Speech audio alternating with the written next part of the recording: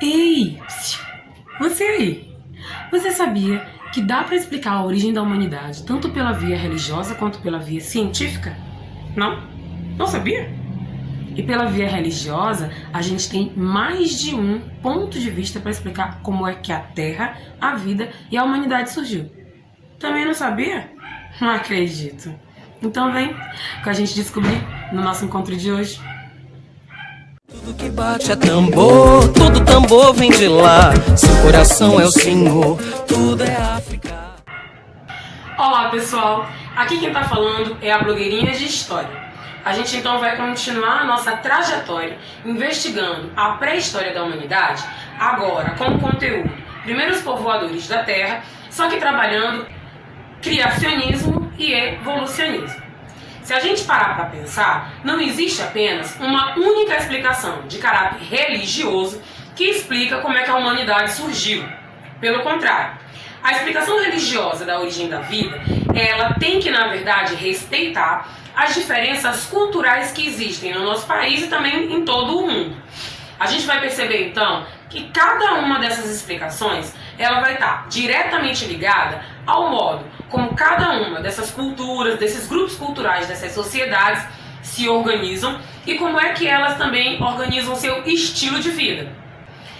Se a gente quiser, então, procurar um elemento em comum entre todas essas narrativas, a gente vai encontrar, então, a principal característica de que, no criacionismo, tudo vai acontecer no tempo da palavra, no tempo da criação, em tempos imemoriáveis, em tempo dos nossos antepassados, dos nossos ancestrais. Na nossa aula de hoje, a gente vai falar brevemente, porque está no nosso material, de 3 mitos de origem para a Terra, a vida e o homem. A gente então vai lembrar que a sociedade brasileira ela é multicultural e por isso mesmo não tem uma verdade de um povo que é mais válida do que a verdade do outro. Nós iremos começar pelo mito Tupi-Guarani. O Tupi-Guarani é, na verdade, um grupo linguístico que diz respeito à maior parte dos indígenas do Brasil, mas também não é o único. O que a gente vai observar no mito é que Tupã, como uma espécie de deus original, vai criar o primeiro homem e a primeira mulher, e a partir deles uma infinidade de filhos e filhas. E a partir desses filhos e filhas, a gente vai ter então a criação da própria humanidade. Também iremos encontrar lá no nosso material a narrativa que explica segundo os povos iorubás, lá do continente africano, que também está presente nas religiões de matrizes africanas aqui no Brasil. Nesse mito, a criação se dá quando o Deus Supremo, que recebe o nome de Olodumaré, designa, ou seja, dá uma tarefa para o seu filho. O filho dele era chamado então de Oxalá, porém havia um filho mais novo chamado Oduduá. Há toda uma situação que faz com que a Terra não seja criada inicialmente, mas depois Oxalá ganha então como uma tarefa de espécie de consolação do seu pai a missão de criar a humanidade, completando assim então o ciclo de criação da vida.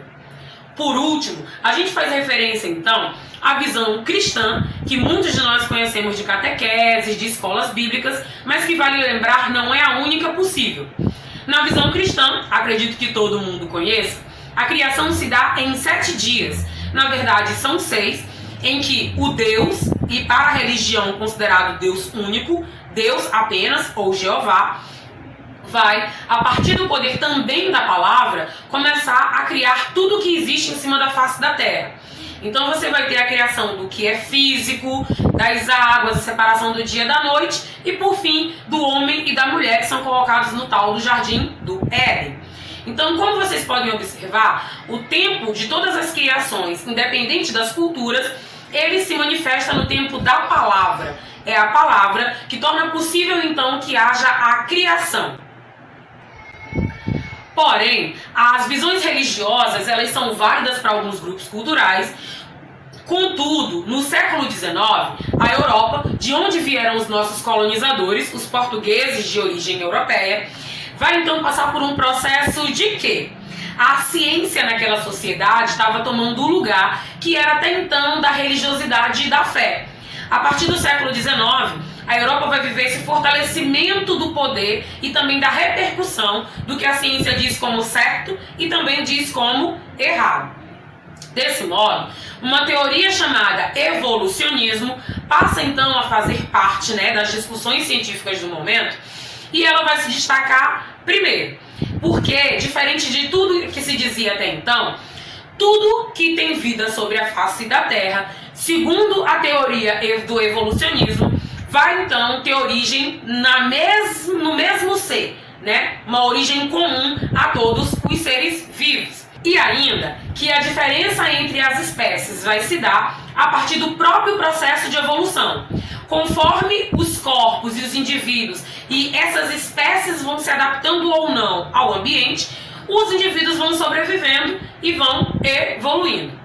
Por falar então em evolução, há uma palavra que está diretamente ligada à evolução, que é a questão da adaptação. A evolução acontece por causa de um mecanismo que é conhecido como seleção natural.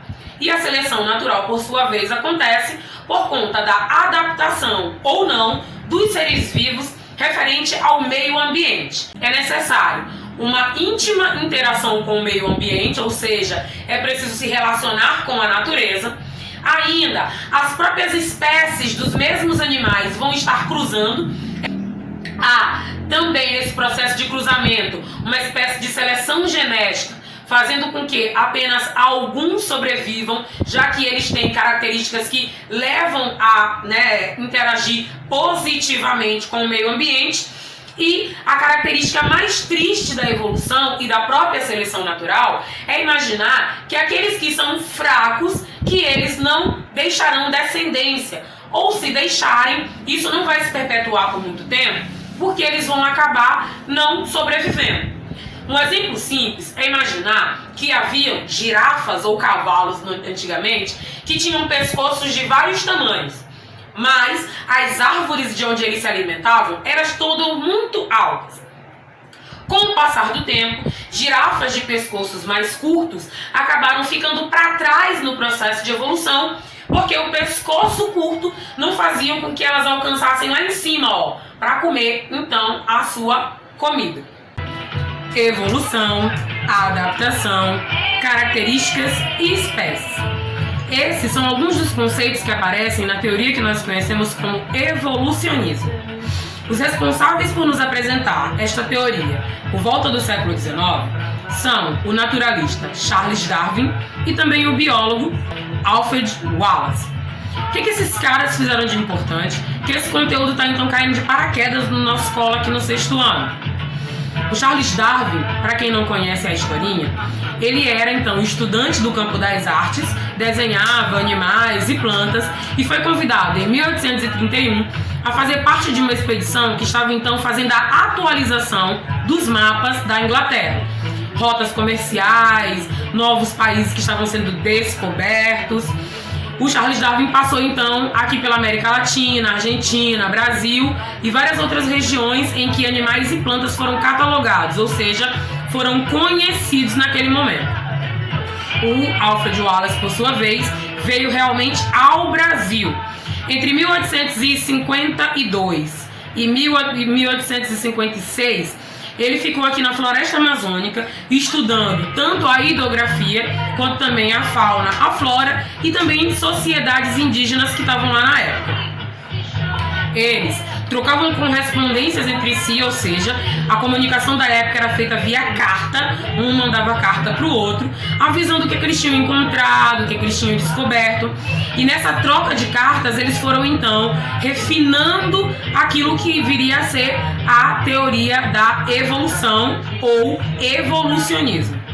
Porém, o evolucionismo oficializa-se no ano de 1859. Nesse ano, então, é lançado, de certa forma, um livro que reunia todas as ideias, não só do Charles Darwin, mas também do Alfred Wallace. Quando o Darwin soube que o Wallace estava se apressando para lançar um livro sobre essas conversas que eles estavam tendo e sobre o resultado daquelas viagens, ele correu, então, para uma editora e acabou lançando na frente o livro A Origem das Espécies. Esse livro, então, é mundialmente famoso e se tornou famoso, inclusive, na época de imediato, porque ele trazia como explicação para a origem da vida não mais o argumento religioso. Pelo contrário, buscava-se, a partir de teorias científicas, de observações baseadas na física, na química e na matemática, explicações para dizer de onde é que veio a vida na Terra e também como é que surgiu o homem. O redemoinho não leva o pilão. Quem é forte pode abalar-se, mas não é destruído pela tempestade. Que nesses tempos difíceis nós possamos lembrar que a nossa verdadeira força está dentro de nós. Bom dia. Então, os mitos de criação dos diversos povos e culturas, eles expõem as perspectivas, ou seja, os pontos de vista que cada uma dessas culturas tem sobre o surgimento da vida na Terra e também do próprio homem. Vocês devem ter observado, no momento em que a gente falou das teorias religiosas para explicar a origem da humanidade, existem alguns pontos em comum em todas elas. Então, em algum lugar, deve haver uma verdade que reúna elas no mesmo local. Porém, pessoal, independente de estarmos diante de explicações religiosas que a gente escuta em casa, escuta no templo religioso da religião que a gente frequenta, independente da gente acreditar ou na ciência ou na fé, o importante é que a gente saiba que essa é uma das principais curiosidades da humanidade. A humanidade, no passado, inclusive nos dias atuais, tem muita curiosidade de saber de onde é que veio a vida. Porém, tanto se tratando de questões religiosas quanto de questões científicas, nós devemos sempre lembrar que é necessário recorrer sempre ao respeito às diferenças. Observe bem as regras para realizar e enviar as atividades. Não esqueça que a gente está realizando na disciplina de História uma gincana, que visa homenagear os 5 melhores alunos de cada turma, de acordo com seu desempenho na realização das atividades. Por hoje é só. Tchau, tchau!